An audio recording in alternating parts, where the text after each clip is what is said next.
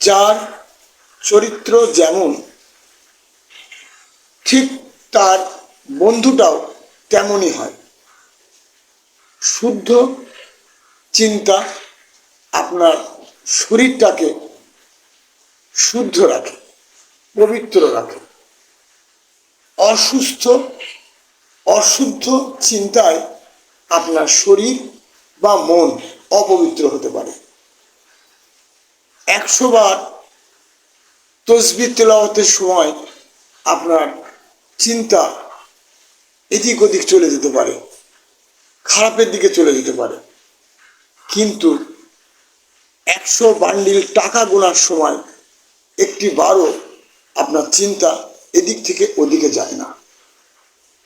আপনি যদি আপনার চিন্তাকে পরিবর্তন করতে পারেন, তাহলে আপনি আপনার পৃথিবীকে একদম পরিবর্তন দেখবেন।